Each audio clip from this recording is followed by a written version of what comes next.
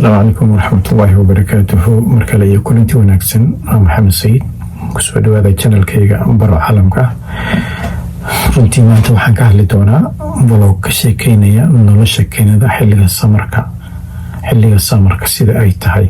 waan soo aragnay waan ka soo sheekeynay xilliga jiilaalka qabowga siduu yahay nolosha si uu adag tahay waan ka soo sheekeynay, laakiin se waxaa jira xilliga samarka nolol qurux badan, dalxiis, meelo goobo qurux badan oo dalxiis loo tago, meelo fasaxyada loo aado ayaa jira. marka nolosha Kenya xilliga samarka siday tahay ayaan ku dulmari doonaa vlogan. haddii aad ugu cusub tahay ugu soo biir fadlan. markaan ka hadlayno Kenya waxaad soo xasuusanaysaa barafka xilliga jiilaalka dhaca qabowga ayaad soo xasuusanaysaa, balse waxaa jiro xilli qurux badan oo maartay iyo goobo qurux badan oo la aada ayaa jirta xilliga samarka oo kale. xilliga samarka haddii aad qabowga jiilaalka ku daashay samarka maartay waxaa jiro waqti farxad, safar qurux badan, meel goobo fiican oo dalxiis loo tago iyo event badan oo la sameeyo ayaa jira. meelo badan oo loo dalxiis tago oo lagu sameeyo eventiyo, waqtiyo lagu qaato asxaabtaada, waqti kula qaadata ayaa jira.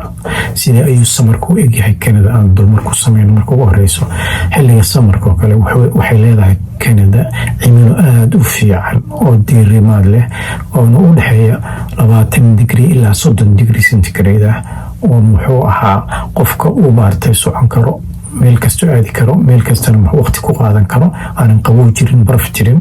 dadka oo xilliyadaas dibadaha isugu soo banaanka isugu soo baxo kale, qoysaska oo picnic iyo barbecue samaysto kale, meelaha intay isugu yimaadaan barbecue samaystaan, picnic ay u soo baxaan.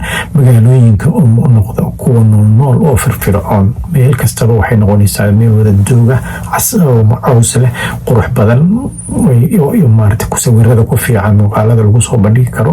xilliga samarka oo kale waa waqtiga ugu fiican ee aad ku raaxaysan karto Kenya, waqtina kula qaadan karto asxaabtaada oo kugu qaaliga ah. meelaha ugu caansan oo kale ee dalxiiska loo tago xilliyadaas oo kale waxaa kamid ah oo kale Banff National Park meesha la yiraahdo kale. waxay leedahay buuro qurux badan, harooyin bay leedahay buluug ah iyo sawiro cajiib ah. Niagara Falls oo kale kamid ah. biyo dhaca ugu caansan Kenya waa meel lama ilaabaan ah. sidoo kale waxaa jirto kale Nesper National Park meesha la yiraahdo jiro, meel dabeecad nadiif ah iyo xayawaano duurjoog qurux badan ayay leedahay meeshaasi. Stanley Park oo kale jirta meelaha dalxiiska loo tagay kamid tahay, meel ku fiican socodka, baaskiilada iyo nasashada. si lamida waxyaabaha la sameeyo xilliga samarka, eventska la qabto ama activitieska dadka ay qabtaan xilliga ay soo maartay banaan baxaan oo kale waxaa kamid ah oo kale ka qayb qaadashada oo kale festivalka iyo concertska oo kale. waxaa kaloo kamid ah safar dabeecadeed oo kale ayaa kamid ah. waxaa kamid ah oo kale ciyaaraha kayak ayaa la sameeyaa oo kale, kayaking oo kale, meelaha beachka ama badda oo kale lagu qaato kale.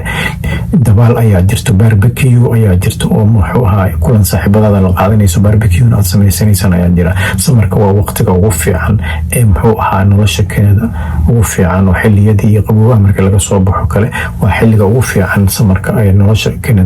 asxaabada isu yimaadaan, waqtiga isla qaataan, jawi qurux badan ay qaataan. haddaba samarka si aad haddii aad ku sugan tahay Kenya ama aad soo qorsheynayso inaad timaado samarka, xilliga samarka waa xilliga ugu fursada fiican, xilliga ugu maartay socodka fiican, ugu dalxiiska fiican. marka laakiin talooyinka ugu fiican waxay tahay marka aad samar joogtid oo aad ka soo baxdo xilliga jiilaalka ama qabowgaha waa inaad isticmaashaa sun cream. waa inaad isticmaashaa biyo badan, waa inaad cabtaa macnaha qoraxda kuleelkeeda, iyo waa inaad kareemka jirka isticmaashaa iyo biyo badan cabtaa si aad waxaa uga hesho nafaqa badan uga hesho. si lamid ah waa inaad xirataa dhar khafiif ah xilliga samarka oo kale, aadan qaadan dharka adag oo jaakadaha iyo kale. waa inaad qorsheysataa safarkaaga iyo budgetkaaga aad diyaarsataa. ugu dambeyn Kenya xilligaas samarka waxa weeyaan waa xilliga ugu fiican oo fursadaha dahabiga leh oo meel kasta la aadi karo, asxaabta waqti la qaadan karo.